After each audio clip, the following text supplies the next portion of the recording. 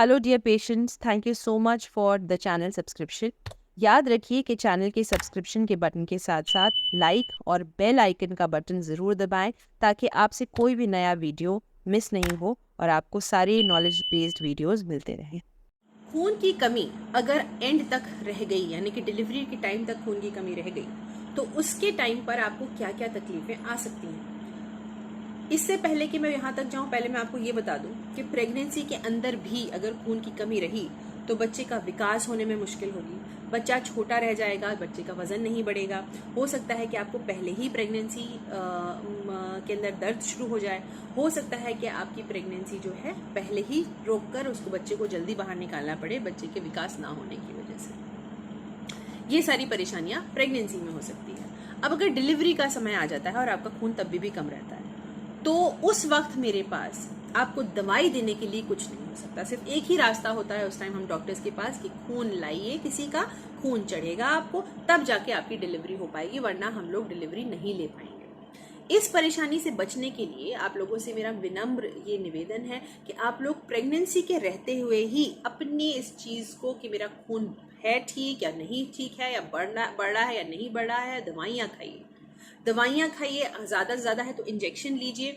इन दोनों चीज़ों से नहीं डरना है आपको। कुल टोटल आपका टारगेट रहना चाहिए कि जब डिलीवरी का समय आए तो हमारा खून बॉडी के अंदर इतना रहे कि हमें बाहर से खून लेके ना चढ़ाना पड़े। और मान लीजिए ऐसा हो जाता है कि डिलीवरी के टाइम आप लोगों के पास उतना बॉडी के अंदर खून नहीं है, खून की मात्रा कम है, तो तैयार रहिएगा कि जिस भी अस्पताल में आप जाएंगे डॉक्टर वहां पर आपसे खून जरूर जरूर मांगेगा और आप लोगों को अरेंज करना पड़ेगा। अब अरेंज कैसे होता है, किसी भी अस्पताल में जहां पर खून मिलता है, ब्लड बैंक जिसे हम कहते हैं, हमेशा हर जगह का एक ही नियम है, आप खून दीजिए तो हम आपको यहाँ से दूसरा पैकेट में खून रिलीज करवा देंगे।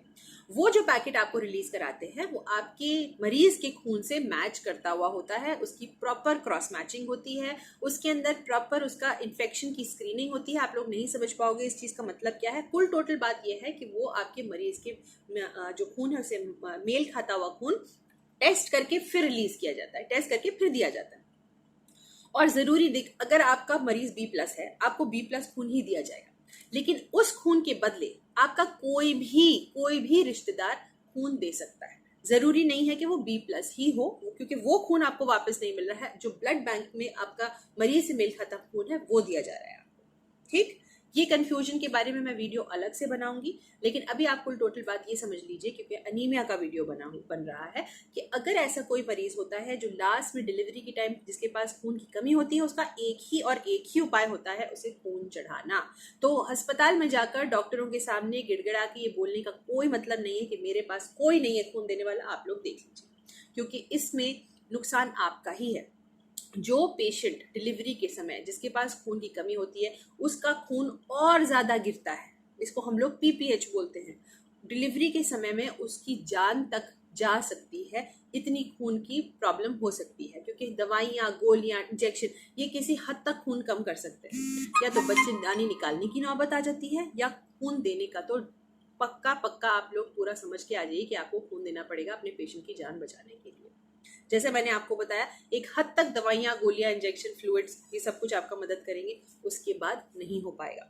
इसलिए सबसे आसान तरीका है, प्रेगनेंसी को संभालिए। प्रेगनेंसी के अंदर जैसा डॉक्टर आपसे कह रहा है वैसा कीजिए। दवाइयाँ गोलियां सही वक्त पे लीजिए। दवाइयाँ गोलियों से परेशानी है तो दूसरी दवाइयाँ गोलियों पर पहुंच जाइए। अपने डॉक्टर के पास हर बार जैसे वो आपको बुलाता है जाइए, जो जांचें वो कहता है वो करवाइए, और सुरक्षित तरीके से डिलीवरी के टाइम तक पहुंच जाइए। Thank you.